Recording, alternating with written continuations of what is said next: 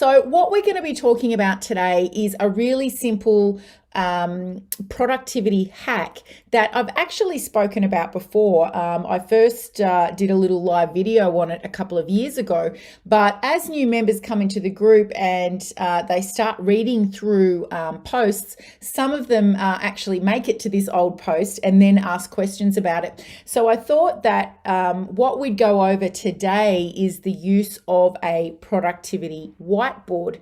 Now, some of you may think, well, why do we need to do that if we're, fully, up with our technological advancements with our mechanic specific software? And there's a really good reason for having a whiteboard out on the workshop floor in addition to your digital time clocking or your digital job cards. And that is because it puts it in the line of sight of everybody working out on the workshop floor. Hey, Chris, good to have you on here. So what we're going to go through is a very basic, and I say basic because I've just drawn this with my injured right arm, so it has to be basic, but very basic layout for your whiteboard. And the really important thing to understand here is that your whiteboard layout has to be simple or your team members won't take part in it. And it's actually them that needs to participate in this, obviously with your instruction and your leadership. So we want them to participate in this because for a number of reasons. Number one, we want them to be accountable for every job that they do. Now, for those of you that have time clocking, fantastic. For those of you that don't, here's your next step, your next evolution towards having your team being more accountable. So we want them to clock off the job. We want the job card to be finalized so that the final amount of time that is going to be billed to the customer is known.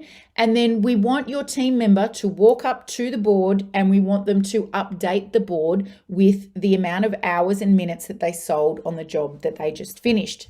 So if your team members, for instance, have 8 hours a day available to sell, then this second half here of each little square, oops, I just somehow erased a whole line there.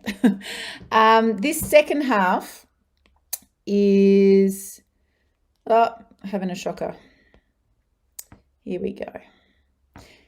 Is where you write how many hours rather they have to sell.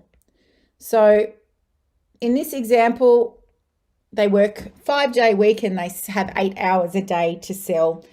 They don't do Saturdays. So every time John finishes his job, he walks up to the board and he adds the amount of hours that he sells. So we can see here, he's filling in here. Now, that's every job. So when he comes back and he finishes the next job, he will update that so that all throughout the day, he is visibly seeing what he is charging out.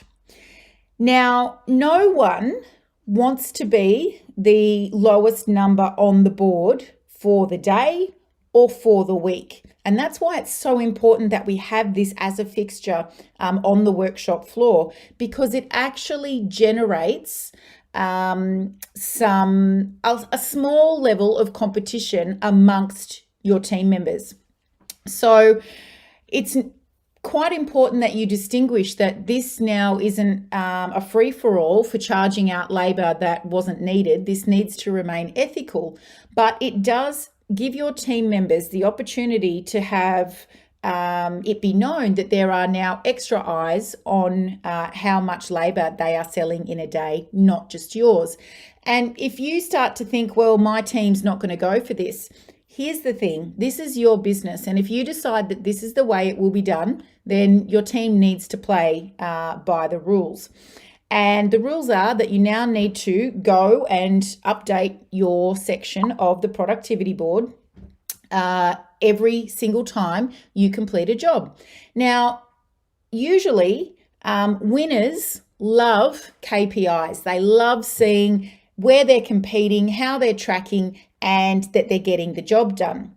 Usually, people that don't like that, in this instance, we'll call them losers, will have a problem with it. And that will help you clearly identify if you've got someone that is not a team player on your team, so that you can take steps to either bring that person over to the good side or start to performance manage them.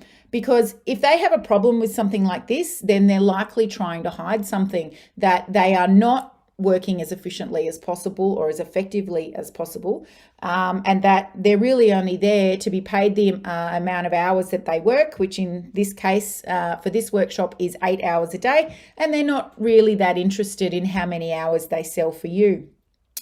So each time one of our techs finishes a job, they'll come up and they'll update the board, and by the end of the day, you might have something that looks like this. So it's clear that Mike had a stellar day. He oversold his time, and he's been more than 100% productive. Peter, he got to 80%, so he's done well. But Mark and John, they are at 50% or less. So this clearly identifies, just at a visual glance, for you and for the team, that either Mark and John had trouble on their jobs, Mark and John aren't working fast enough, or perhaps you didn't have the work to supply.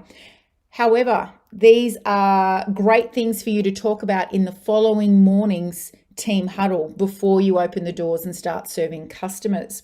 So our productivity whiteboard, just because it is visible, it is transparent, it lets the team know that they're accountable, will have the impact of giving your productivity a natural minimum 3% increase than if you had nothing at all.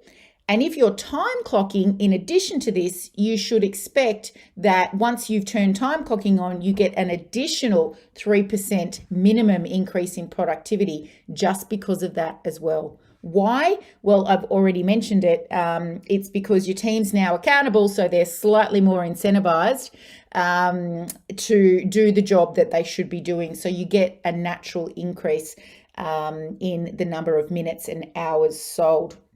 So if you don't have one of these on your workshop floor, then go and invest in one today.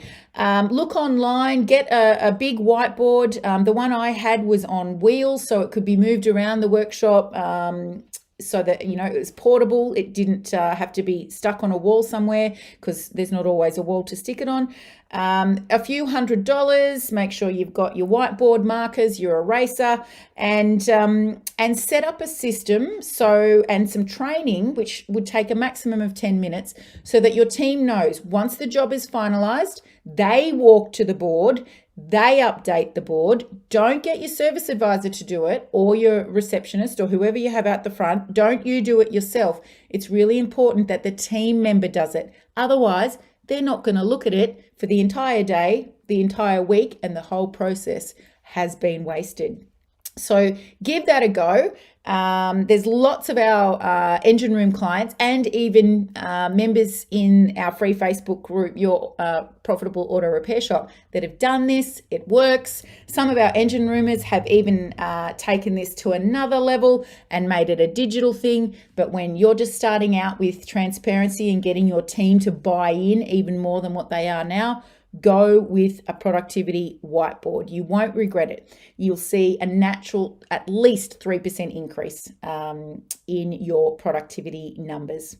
All right, guys, I trust that you found that was useful, and make sure you let me know if you watched live or if you watched the replay. By commenting, it pushes the video back up to the top of the feed so that others will see it as well.